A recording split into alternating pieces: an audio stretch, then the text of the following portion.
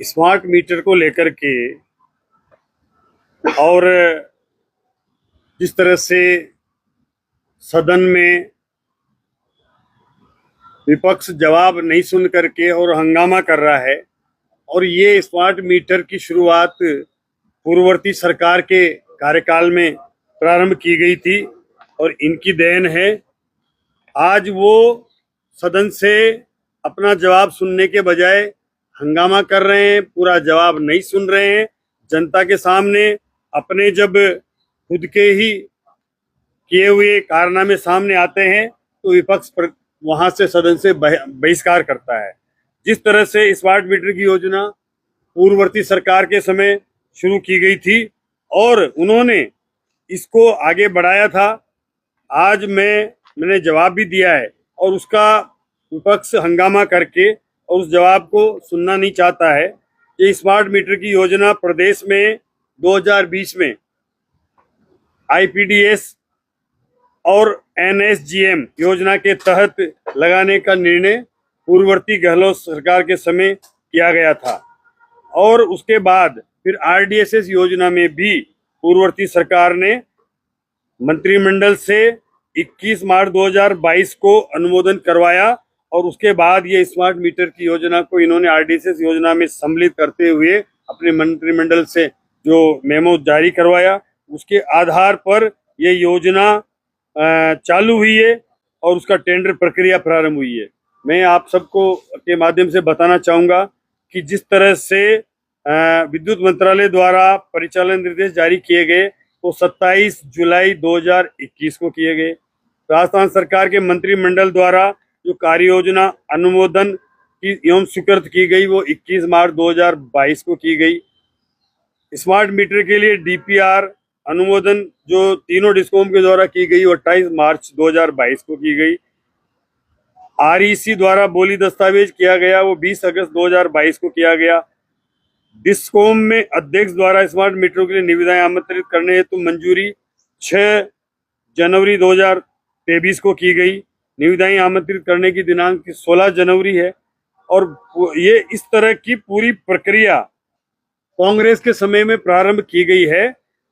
ये प्रक्रिया इन्होंने प्रारंभ करी और यही आज उसको योजना को स्वीकार किया इन्होंने, और अब आज ये हमारे ऊपर आरोप लगाते हैं कि स्मार्ट मीटर क्यों लगाए जा रहे हैं। मैं आपके माध्यम से इनको बताना चाहूंगा कि स्मार्ट मीटर की योजना इनके द्वारा शुरू करके और इन्होंने प्रारंभ किया। हमने केवल इनके द्वारा जो 10 टेंडर आमंत्रित किए गए थे उनकी शर्तों में भी बदलाव नहीं किया गया और इन्होंने आज ये कह रहे थे नेता प्रतिपक्ष कि इसमें ब्लैक लिस्टेड कंपनी को टेंडर दे दिए गए।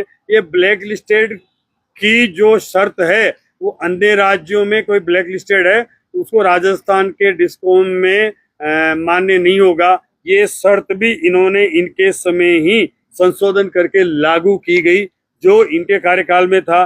और मैं आपको बताना चाहूँ 10 मार्च 2023 को 80वीं डिस्कॉम की बैठक में इन्होंने के आधार पर 13 मार्च 2023 को इसको संशोधित किया और वही फर्म भाग ले सकेगी जो किसी भी राज्य में भारतीय दंड संहिता, भारतीय न्याय संहिता, आईपीसी के अंतर्गत किसी अपराध अथवा भ्रष्टाचार निवारण अधिनियम 1988 के तहत कोई दोष सिद्ध नहीं हुई हो एवं राजस्थान डिस्कॉम में ब्लैक लिस्टेड नहीं हो। ये इनकी शर्तों को इन्होंने परिवर्तन करके जोड़ा जिसके आधार पर टेंडर हुआ।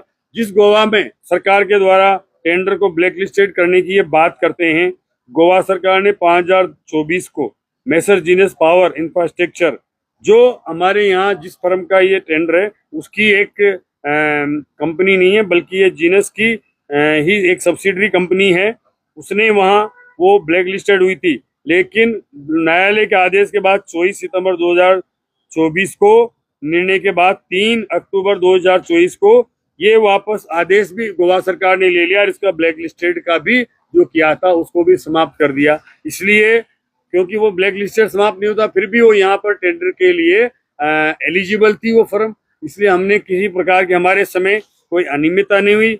हाँ, लेकिन आज जो स्मार्ट मीटर लग रहे हैं उनमें भी अभी ये कह रहे थे कि भी पहले आपने सरकारी विभागों में लगाने का प्रयास किया है और जनता की रोक दी, ऐसा कुछ नहीं हुआ है। जनता में अपनी स्पष्ट स्थिति के अनुसार, उपलब्धता के अनुसार मीटर लगाए जा रहे हैं। लेकिन केंद्र सरकार का और एमएनआरई का एक हमें निर्देश था कि जल्दी से जल्दी सरकारी कार्यालयों में कम से कम 25% मीटर लगाए जाएं ताकि आरडीएसएस योजना की राशि को जारी किया जा सके। इसलिए हमने ये निर्देश दिए कि इस योजना में जो सरकारी विभाग है उनमें जल्दी से जल्दी वो मीटर लगाएं ताकि आरडीएसएस योजना के जो राशि है उसको जारी करवा करके, और जो आरडीएसएस योजना का काम चल रहा है, फिर सेग्रेशन का, रिवेम्पिंग का, वो सब योजनाओं में वो भुगतान प्राप्त हो सके, इसलिए वो परिवर्तन किया था। और मैं आपको बताना चाहूंगा कि जिस तरह से कांग्रेस अपना मुंह छिपाने के लिए, उनके बाद बोलने के लिए सदन में नहीं है, जनता में नहीं है, फिर भी वो एक केवल और केवल बरगला करके जनता को गुमराह करना चाहती है अपनी योजना शुरू करके, और आज वो इसी योजना का विरोध कर रहे हैं। ये लोकतंत्र में जिस तरह से ये भूमिका निभा रहे हैं, निश्चित रूप से ये इन्हीं की खुद की शुरू की गई योजना थी। हमने इसको केवल आगे बढ़ाया है, और जनता के सामने इनके जब कारनामे आ रहे थे तो सदन से बहिष्कार करके, और जिस तरह से जनता को गुमराह करना चाहते हैं, तो जनता सब देख रही है और जनता के सामने इनके मुखौटे आ चुके हैं। जनता इसको बर्दाश्त नहीं करेगी। ठीक है, कमल जी बंद कर देना।